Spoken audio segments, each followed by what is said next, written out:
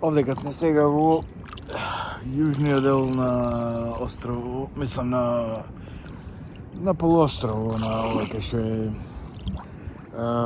Хо Чи Мин, кај што е Сајгон, под Сајгон. И туристичко место е на овие што се од градот Сајгон, оти таму што се вика градот е на делтата на Меконг реката. И фактички не излегува директно на море, па треба да возиш, например, да излезеш некаде околу сат време за да стигнеш на морето. Ама инако ова е кинеското, јужното кинеско море и е најголемото море во светот. Ова е, мислам, како море. Ова го гледав на некоја кој сака да биде милионер, се сеќавам, во Бугарија бев студент. Имаше прашање од неколку морина кој е најголемото море. И беа, например, наведени многу морина зборувам, не океани, или како морина официјални. И се сеќавам, јужното кинеско море беше и типов освои уствари. То беше наградно прашање за милион. Сега тоа беше кој сака да стане милионер, не тоа, ама наградното прашање беше мислам најголемата награда или меѓу најголемите награди беше тоа. И се сеќавам и остана вражено за кој е најголемо море во светот и тој кажа дека е погоди. И сега, како што кажев, не знам дали беше наградното првото прашање, мислам, најтешкото прашање или некој до него, ама не е ни битно, али се сеќавам и остана врежено. Многу ретко нели ги отвара тие прашања, или ретко стигнува до таму до она. И фактички како море, ова јужното кинеско море е одовде од што се вика од Виетнамскиот залив до Филипини, Тајван и што се вика таму Хонг Конг, Макао, овие. Сето тоа е уствари географски означено како Јужно кинеско море и е најголемото море во светот. Па сега веројатно виетнамците нема да се сложат со тоа, ама нели ми беше исто што сакам да кажам овдека како најтуристичко место на овие на Хо Чи Мин не е нешто развиено, еве позади мене еве се гледа. Не е нешто ки знае колку хотели или нешто ки знае што не е некако туризмов и генерално не е многу развиен во Виетнам, сега почнува. И така, исто како порано, како кај нас се некој таму што се вика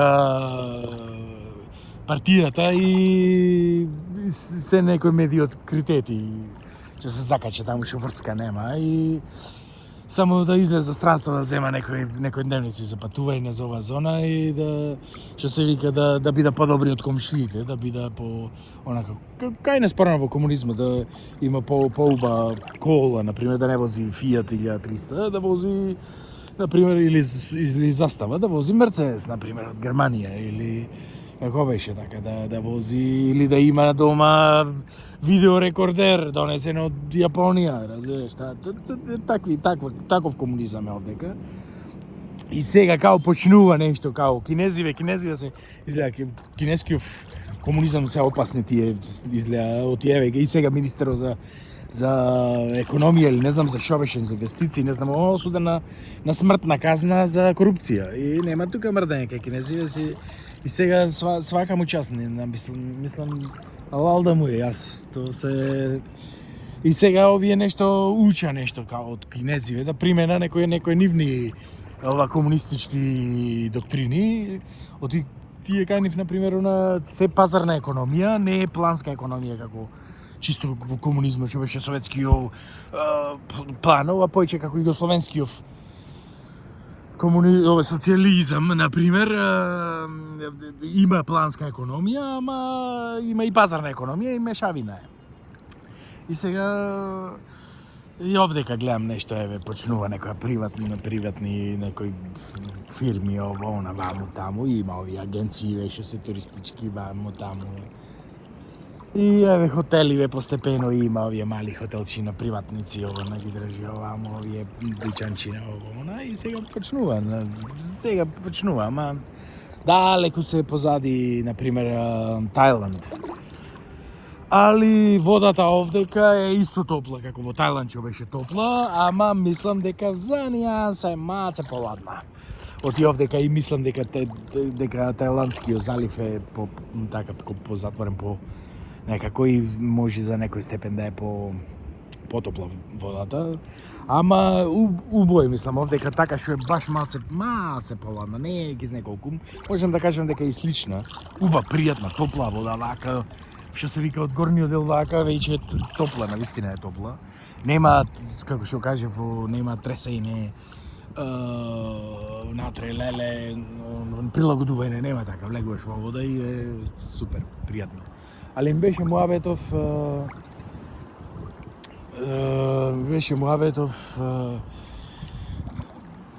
за нијанса, за мала нијанса е малку поладна, што е така попријатна. И инаку исто така матна, исто како така зеленкаста како во Тајланд исто. Али како што кажав, Тајланд се мислам генерација унапред во туризмо развиени и така се овие сега почнува, така се гледа нешто као ама ода натаму, мислам ете, големи, мислам се града хотели, се прават ово, таму. Мислам може не ова генерација, ама наредната генерација ќе биде тигри, ќе биде исто како овие што се како кинези, како ова, ама малце така малце се уште рапави, што вика рапави, груби. Малце нема финеса уште. Тоа е тоа како и да е. Ајде да не гнева многу, ова за денеска ќе биде ова единственото видео, да не тупам многу со видеа непотребни. Ова само сакав да регистрирам дека мислам капењето во Јужното Кинеско море и дека и тоа што се вика се помина на дневен ред. Инаку солена водата исто не е солена како грчкото. Јас секој споредувам со грчко море.